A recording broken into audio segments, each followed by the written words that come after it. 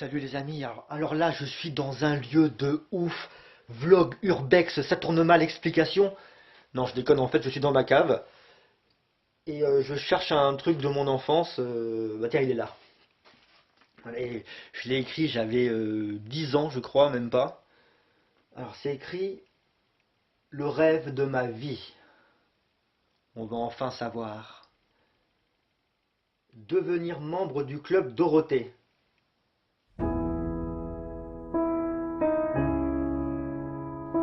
La pire déception de toute ma vie.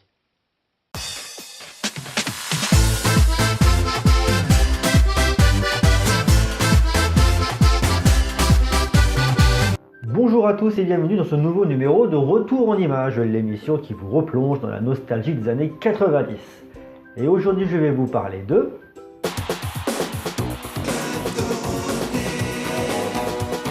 On s'attaque à du très lourd. Je vous présente ma deuxième maman, Frédéric Ochédé, dit Dorothée. Oui, je préfère vous montrer cette photo de l'époque plutôt que celle de maintenant. Mon enfance est indissociable du club Dorothée. Des heures devant ma télé à suivre les aventures d'Ariane, Jackie, Patrick, Corbier et Dorothée. J'ai toujours rêvé de faire ça. Le club Dorothée était entre 87 et 97 un véritable tsunami dans le paysage audiovisuel français. 25 heures de direct par semaine et jusqu'à 90% de part de marché. 90% de part de marché. Ça veut dire qu'à un moment donné, on prend 100 Français qui regardent la télévision, il y en a 90 devant le club Dorothée. Monopole absolu. Pour ma part, j'avais un rêve, I was a dream. Le rêve de toute une enfance, devenir membre du club Dorothée. Pourquoi me direz-vous? Eh bien je pense qu'il y en a parmi vous qui savent très bien de quoi je parle, pour simplement avoir mon nom qui défile au générique des anniversaires.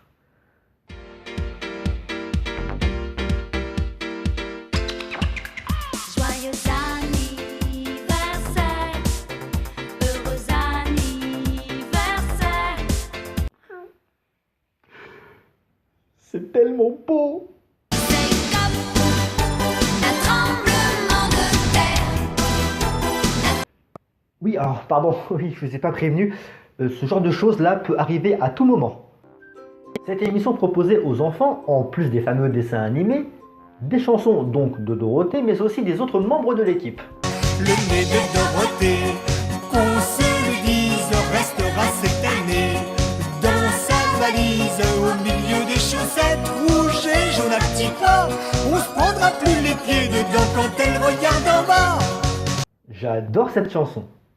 Il y avait aussi les séries télé telles que les ignobles séries d'AB Productions, Hélène et les garçons, Premier baiser. Allô, allô, monsieur l'ordinateur. Dites-moi, où est passé mon cœur? Bioman, Power Rangers ou encore Spilvan. Tu te bats sans répit, contre nos ennemis, Oui bon, celle-là c'était pas la meilleure. Il y avait aussi des jeux, des chroniques animales ou de sauvegarde de la planète. Tout était réuni pour que ce programme rencontre un succès intergalactique à laser neutron de la cosmo-énergie. Sauf que une pluie de critiques est tombée sur le club Dorothée. Et les montagnes du Guatemala. Non, je sais pas venir celle-là. Je disais donc une pluie de critiques est tombée sur le club Dorothée. Pour vous résumer ces critiques, voici la une de VSD à l'époque. Là, attention, nous entrons sur un terrain qui me met hors de moi, dont je ne serai absolument pas objectif. Le club Dorothée n'éduque en rien les enfants. Depuis quand TF1 est une chaîne d'éducation? Ah, c'est pas moi qui le dis, hein, c'est Jean-Luc Azoulay himself, le grand Manitou PDG général du club Dorothée. Oui, mais on les prend pour des gros demeurés, ils parlent aux enfants comme à des gros gamins. Alors là, je ne pense pas que si l'émission était comme ça... Salutations la jeunesse, je suis dans une situation fort joyeuse de ressaisir votre attention afin que nous puissions ensemble passer une heure afin de mirer ces quelques 24 images par seconde donnant lieu ainsi à une illusion de mouvement colorisé. Ça aurait pas eu le même impact. Et les musclés, hein, on en parle de ces musiciens? Les musclés? Ok, c'est parti! Framboisier a travaillé avec Fleetwood Mac, groupe de rock à 60 millions d'albums vendus. Bernard Minet, premier prix du conservatoire à la batterie et batteur d'Aznavour. Rémi, bassiste pour Ray Charles. Eric, guitariste pour Johnny. René, saxophoniste pour Johnny ou encore Daniel Balavoine. Les dessins animés.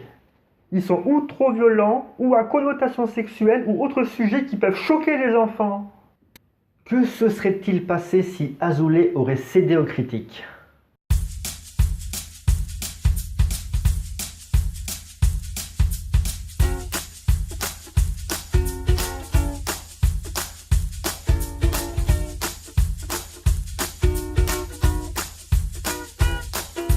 Au revoir Ken le survivant, parce que c'est hyper violent.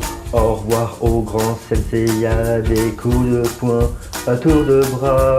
Au revoir Nicky Larson, les petites familles les espionnent.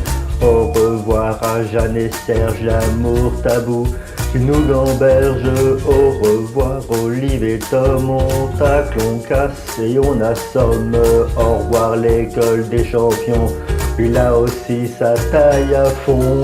Au revoir princesse Sarah, là c'est les enfants et leurs droits. Au revoir Anma 1,5, androgyne, zoophilie. Au revoir collège foufoufou, des psychopathes et casse-cou. Et au revoir Juliette, je t'aime, et là c'est vraiment le grand chelem. Au revoir des BZ, les morts se comptent par centaines. Au revoir à J.I. Joe, plein de coups de feu à gogo. Au revoir à Sailor Moon, sa petite culotte dans ce cartoon. Au revoir aussi à Candy, on se l'est vraiment trop farci. On se serait fait tellement chier. Tu veux me faire plaisir? Oui. Ferme ta gueule. Vous l'aurez compris.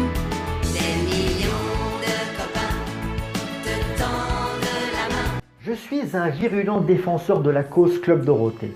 Même 20 ans après, je suis et je resterai toute ma vie un fan inébranlable de cette merveille de mon enfance. Et au nom de tous les enfants de l'époque, qui aujourd'hui ont chacun leur vie, je vais dire simplement une dernière chose. Merci Dorothée. Voilà, c'est sur ça que je m'arrête pour aujourd'hui. J'espère que ça vous a plu. Je vous donne rendez-vous pour ceux qui veulent au prochain numéro. Où est le garçon qui faisait rêver les filles? Et la vallée, la machine à valer. Oui, des fois c'était limite quand même.